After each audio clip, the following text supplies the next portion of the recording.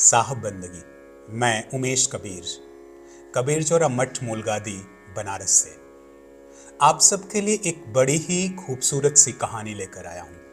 कहानी कहते हैं कि कहानियाँ जीवन की होती हैं, जीवन से होती हैं और जीवन को उत्तम बनाती हैं। ऐसे ही एक नवयुवक की कहानी जो तलाश में है अपने गुरु की और निकलता है गुरु की तलाश के लिए।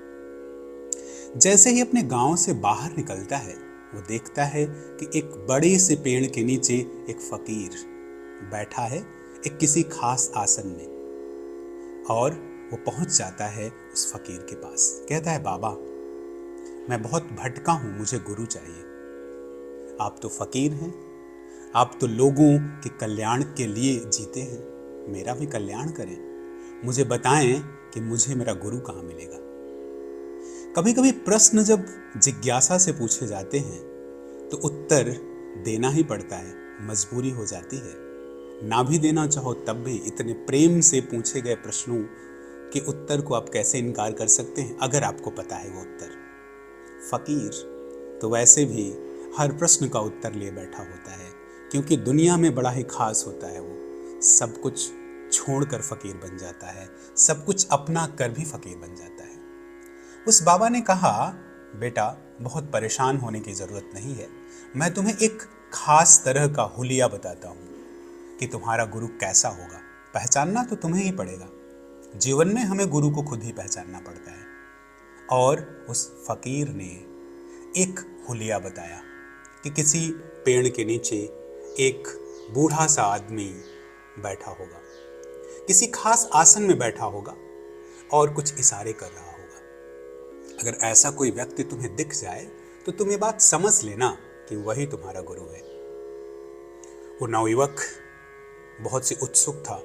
उसने बाबा को प्रणाम किया और वहां से निकल पड़ा अपने गुरु की तलाश में। कहते हैं वो भटकता रहा, यहाँ वहां जहां तहां, कई देशों में गया, कई आश्रमों में गया, कई मंदिरों में गया, कई मस्जिदों में गया, गुरुद्वारों में गया, लेकिन उसे उस हुलिये वाला व्यक्ति जैसा उस फकीर ने बताया था उसे नहीं मिला। और ये सब करते करते उस युवक को 30 साल बीत चुके थे। इतना लंबा समय, आप समझें, सत्य की तलाश में समय लगता है। 30 साल का समय। वो युवक भटकता भटकता अब थोड़ा सा निराश होने लगा था। उसे लगा कि बाबा ने जो हुलिया बताया था, जो चोला बताया था, वो तो कहीं दिख ही नहीं रहा। उतना साधारण सा इंसान कहीं नहीं दिखा।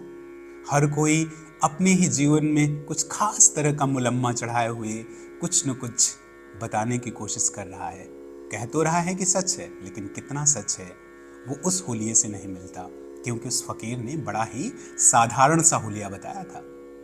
खैर, वो युवक थोड़ा निराश है, थोड़े और प्रयास करता है और अंत में यह निश्चय करता है कि अब वो अपने गांव लौट जाएगा और यात्रा करके अपने गांव पहुंचता है। जैसे ही गांव के बाहर पहुंचता है, देखता है कि वैसा ही एक पेड़ और वैसा ही एक फकीर, वैसा ही एक व्यक्ति किसी पेड़ के नीचे बैठा है और कुछ वैसे ही इशारे कर रहा है जैसे उस फकीर ने बताया था। आदमी को तो बड़ा अचंभा हुआ कि ये मैं क्या देख रहा हूं, क्या ये मेरा गुरु है? वो व्यक्ति थोड़ा और बूढ़ा हो चुका है जो उस पेड़ के नीचे बैठा है। जब वो नवयुवक दौड़कर उस व्यक्ति के पास जाता है, उस फकीर के पास जाता है, तो देखता है ये तो वही फकीर है जिसने मुझे एक हुलिया बताया था कि ऐसा आपका गुरु होगा।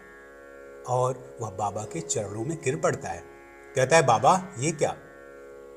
मेरा गुरु तो यहीं बैठा है, मेरे गांव के बाहर इस पेड़ के नीचे, वैसा ही हुलिया, और ये तो आप ही हैं।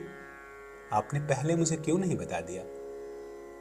अगर आप बता देते तो मेरे 30 साल यूं खराब ना होते। बाबा मुस्कुराए, बोले, मैंने तो पहले ही बताया था। तुम ही थे जो पहचान नहीं सके, जो देख नहीं सके। इतनी उत्सुकता में थे तुम, इतनी जल्दी में थे तुम कि विचार करने का समय ही नहीं मिला तुम्हें। कितनी खूबसूरत बात है। उस फकीर ने कितने साधारण ढंग से बता दिया कि तुम्हारा गुरु कौन है, और वो नवयुवक कितनी उत्सुकता में था। देखें कहीं हमारे आसपास से हम में ही हमारा कोई गुरु तो नहीं है जो हमें सिखा रहा है, जो हमें बता रहा है, और हम सब भटक रहे हैं उस नवयुवक की तरह। कहीं वो नवयुवक हम भी तो नहीं है। अब नवयुवक जो है चरणों में गिर पड़ा, कहा बाबा अब मेरा कल्याण करें।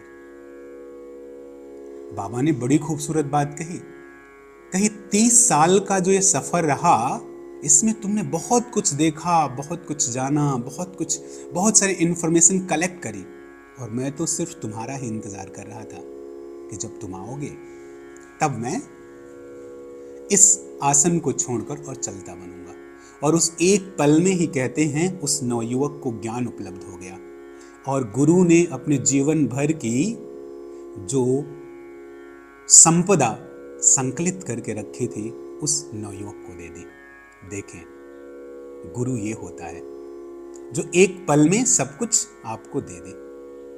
तो ऐसे गुरु को सत सत नमन करते हैं, और हम इस बात के लिए सजग रहते हैं कि सब कुछ जो हमारे आसपास है कहीं वहां हमारा गुरु तो नहीं, कहीं हमारा मार्गदर्शक वहां तो नहीं। पहचाने, जल्दी में ना रहें, जीवन को बहुत आराम से समझें, क्योंकि समझ की यात्रा उत्सुकता के साथ साथ समझ की भी जरूरत रखती है।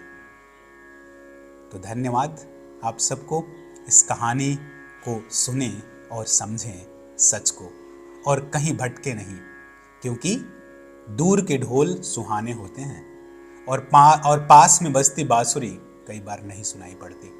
तो उस बांसुरी, इस सुमधुर आवाज को सुने, ठहरें और अपने सफर को ठहर कर आगे बढ़ाएं।